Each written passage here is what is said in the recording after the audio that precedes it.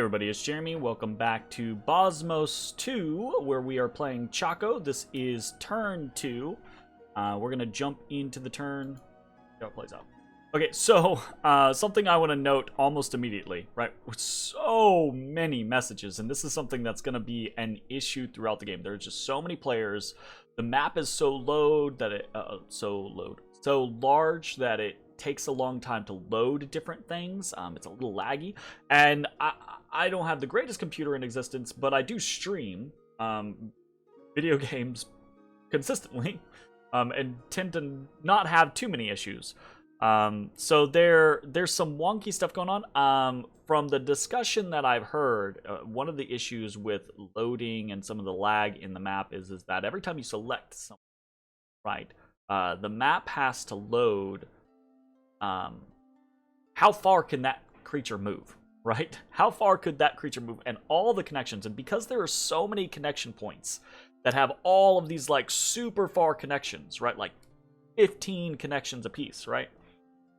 It creates all of this burden, and it makes it to where it's a little finicky. Anyways, it also creates certain scenarios like this, where we cannot view this battle by clicking on it in the messages. We will view the battle, but we have to like click higher up, and then we have to scroll through numerically. So we were already going to do this anyways. We were just going to go from the top to the bottom, but that's just going to reinforce that kind of concept. If you watched any of my videos before, you know that the reason I do turn by turn is so that everyone can kind of see all of the little action points every single turn. There's normally not much to do on turn 2. Turn 1 is normally there's more shit to do, because turn 1 you're taking in the map and you're looking at all the different connections and looking at the indies that spawned around you, etc. Turn 2, you normally don't have any of that anymore, so it's always let's read the prophets. There's a lot here, so we're not gonna spend a lot on each one, but we are gonna gloss through and just take a look at each of the prophets and go from there. We received our 60 gold from Marverni, very nice, and we got a message from Middle Ermor. I'm assuming this is a message to everyone. Shame the cheaters, shame them with great shame. Nice. Again, we talked about this in the first video. We had a couple cheaters, but I think they were just misalignments with mods, and nothing big has come of it. Also, don't worry about Ermor, and I think Ermor knows that too. He's just playing. They're just playing, right? We are a peaceful land of austere religious monks seeking to rid ourselves of sin. Oh yeah, sure. Please send us your naps ASAP so we may all dwell in peace together. That sounds like a great plan. All right, let's just go through these, shall we? We have Prophet, the warrior chief. Okay.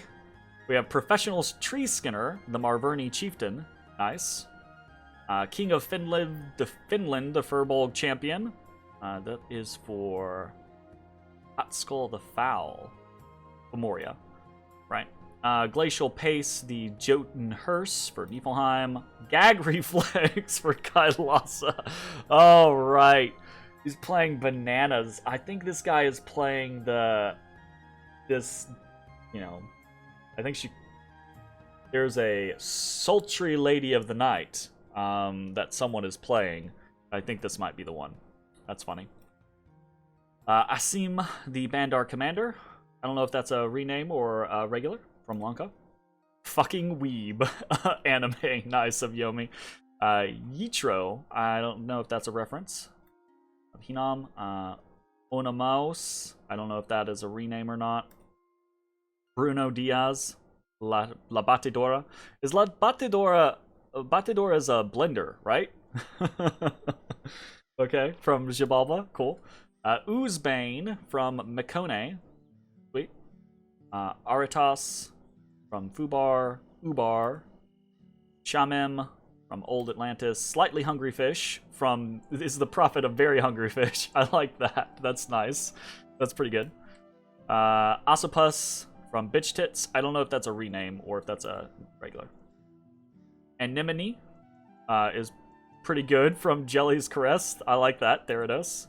The Borgermeister from the Borger King. Very nice. Just a Dude from Bones of St. Elvis. Nice. Elvin David Bowie, real life Elvin Ponyman. Okay, that's from Iryu. You're spending too much time. The commander of Ulm. Nice. Please no rush. The general of TNG. Nice. Anselm. I think that's a reference, but I haven't actually seen Nightland, so I don't know. We don't beat around the bush. We suck at gardening. Nice. I love my mum. Vanillage? I don't know. I don't know if that's a thing. Marth.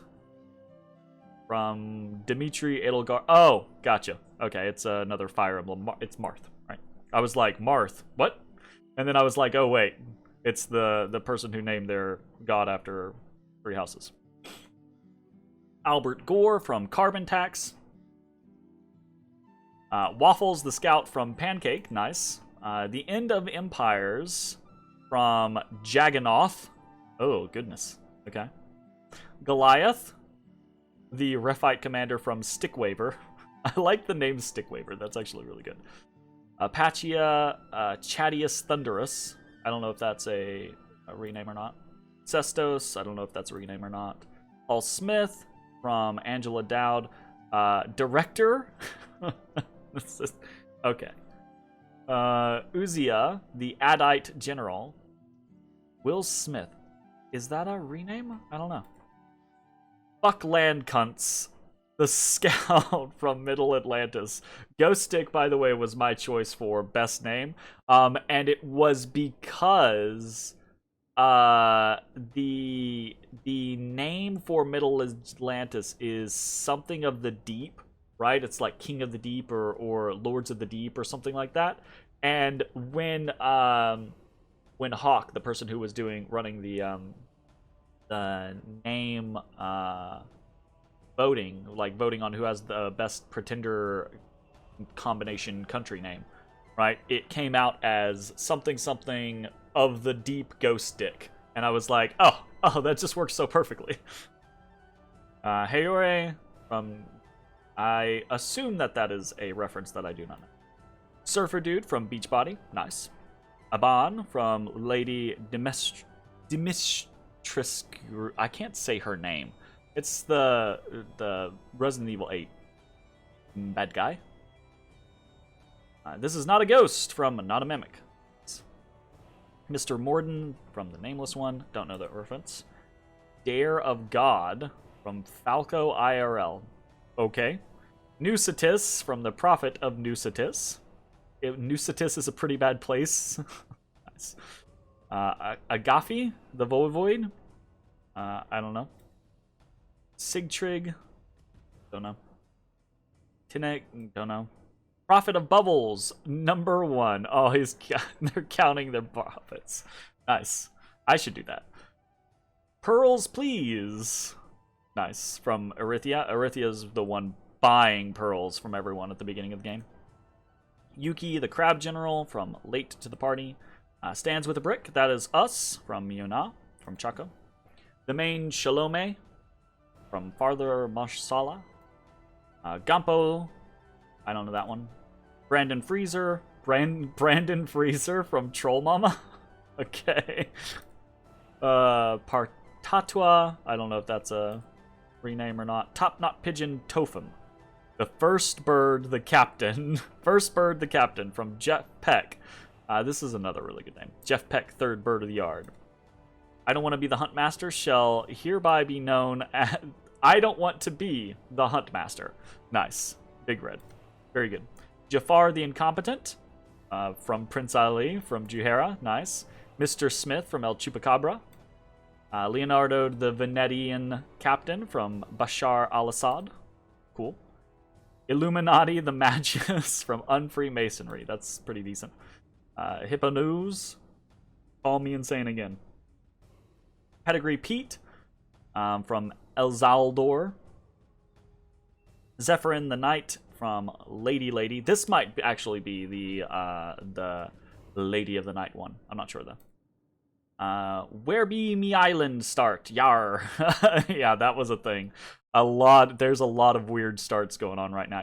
now, Captain McFancy Pants. Chief Deputy Left Arm from Senator Warpman. And 4A Phlegra is the last one. So, okay, we have our battle here in Scraw Point. The Great Bear up against a bunch of barbarians. And this is just, this is nothingness. Like, the barbarians can't do really anything. The first one we come up against immediately is slaughtered. And so we only have 25 HP to start with. We're going to take a hit and immediately, I say 25 HP, 25 protection to start with. Our protection immediately jumps up to 32 because of the Berserker, right? And with 32 protection, resistance to everything, regeneration on nearly 200 HP, and fear, there is basically no way that these guys can do this. So, we just kill a bunch. I say we kill a bunch. I think we kill like 7 or so. We don't get very much. Yeah, we don't get very many kills here. That's okay though. But we really do want to get a lot of experience on our Great Bear, on Yona. Because getting a lot of experience on Yona is going to, and this is the big deal, drastically increase his attack skill, right? Every pip is going to get us an increase in attack skill. So if we can get up to like, you know, 3 or 4 pips in a decent amount of time in the first year, right? Which is definitely, that's not a hard projection. That's super doable, right? Then we get 3 or 4 additional attack skill, putting us at, you know, 20 to 21 to start. And then with Berserking, we're up to, what, 27 to 28. And then with a, what is it, the ring, the Fire Pearl or whatever it is, right? That's another 4 attacks, so we can be, what are we looking at? Like 31, 32. 31, 32 attack skill, we throw on a Stone Bird. And then we actually have a really good repel. Really good repel, very strong defenses, regeneration. It is potentially a very strong option for us. So fingers crossed. That's the repel game is kind of like the weird thing that we're going for. I don't know if it's gonna work, but we'll see. So turn 2, like I said earlier, turn 2 typically doesn't have a lot of additional stuff to do. Right, your income is normally already committed. We had just enough income to go up to defense 6 on Scrawl Point. Because of our misfortune scales, we are going to try to make sure we are always putting in defense 6. We were able to get 4 Katsina Warriors, which is going to be very good. That'll put us at 5 Katsina Warriors. We're still only at 1 Dominion candle in Chaco. We got so much spread last turn. We started with 1 candle in Chaco and 1 candle in Scraw Point. Now we have 2 candles in Scraw Point, candles in Escunia, candles in Nidian Range, candles in Zox, candles in Finica, candles in Kingdom of Dara, or a candle in each of those, right? But we still only have 1 candle in Chaco, which is very disconcerting. We are going to preach with our prophet withstands with a brick. We were already going to do that anyways. Again, the starting army that we have, it's just Chacoan Spear Warriors and Chacoan Archers. Very bad starting army. This starting army is incapable of dealing with very much. To the point to where there's only 20 enemy units here, roughly 20 militias and light infantries, and I still don't even feel comfortable sending this army against this, right? Because this could be a nice boon for us. So instead, I'm just going to preach so that I hopefully have to be less nervous about our freaking Dominion situation. That's okay, right? I know our expansion is going to be good once... I say I know. In all the test runs that I did, we were hitting 20 plus turns, obviously dealing with 20 plus turns, 20 plus provinces. Obviously, dealing with players is going to be a different scenario. We get a bad bump with our god, we die, all of a sudden we're fucked, you know? But Hopefully that's not going to be the case. So we're going to wait one more turn. We'll get this Monketsina, and then we will attack into probably Aketsa, but maybe not. Maybe we'll attack directly into Finnica. Probably attack into Akesta first, and then attack into Finnica, because next turn what we'll do is we'll take one of these three. We'll take a Chacoan Sun Priest, a Chacoan Star Priest, or a Povosqua, based off of how much monies we have and how many Katsina warriors we can get. And then the following turn, we'll have recruited those in Chaco, we'll have hit in a Kesta, and this is general, we might change this plan, but then we'll be able to combine forces in Finnica, and then that army will have, you know, between 7 to 9 Katsina warriors, which will be strong enough to you know, take over everything up here just fine. And that's how the expansion basically typically goes. So that'll be good for us. Aside from that, we are attacking into Zox, and I kind of went back and forth on this, right? So here is the one other thing that you typically get if you have a turn 1 expansion with a Wake Pretender. You get some additional information, because this is the Middle Age, right? You can see 2 provinces away.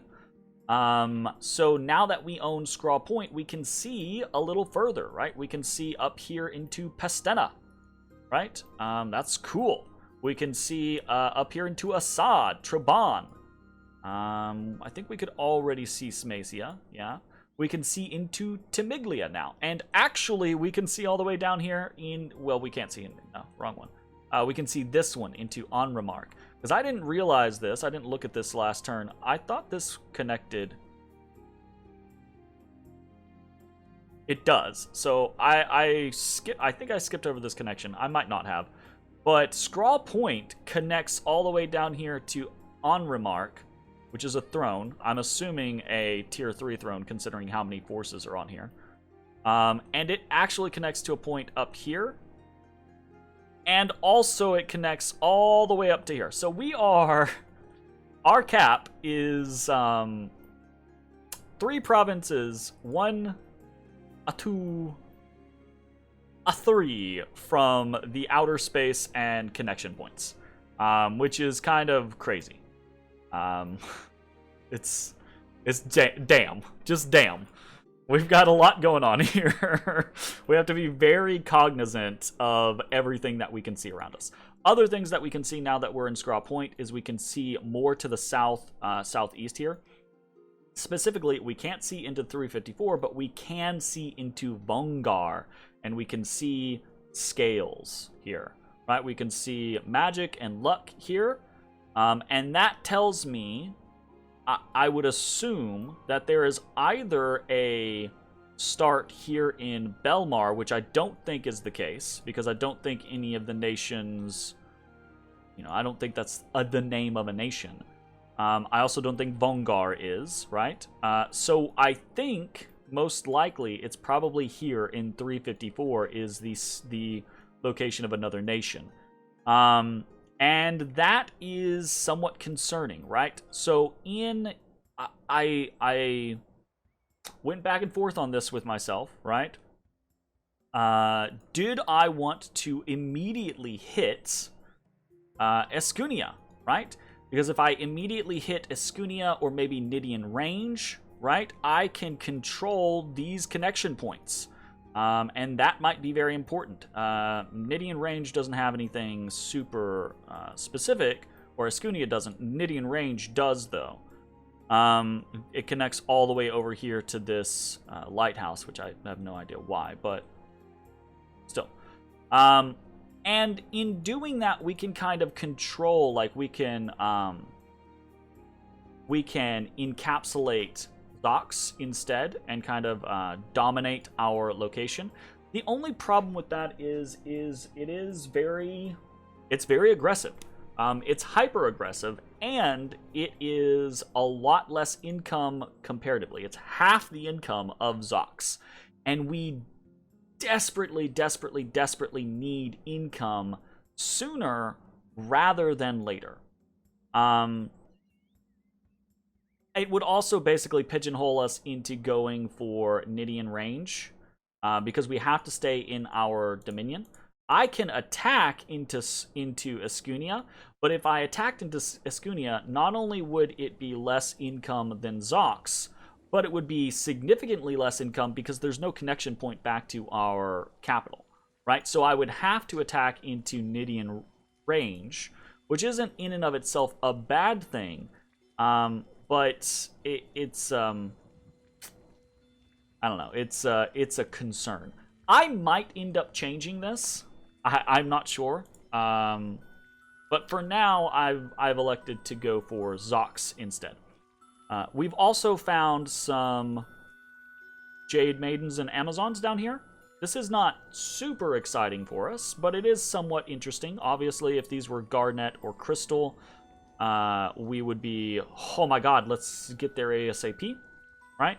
But as it is, even just regular Jade Amazons will give us access to water, which is something that we don't have great access to. We have water on our Wuyas, but very, very low.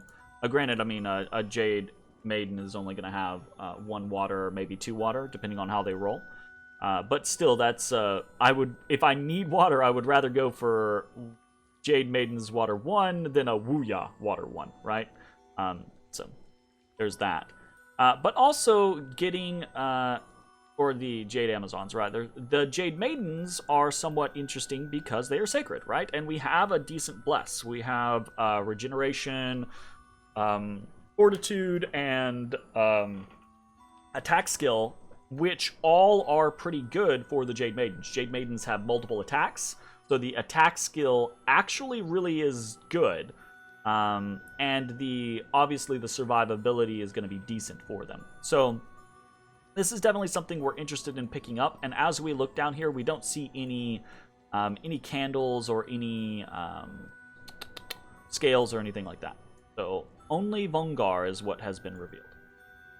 And that's pretty much it. We're not doing any trading this turn. I was interested in initial cash, but I'm not really interested in trying to force cash flow in the original or in the first couple turns now, especially after seeing, right, we have Zox, very good province looking, Finnica, very good province, Kingdom of Dara, very good looking province, Kevin looks like it might be a very good province.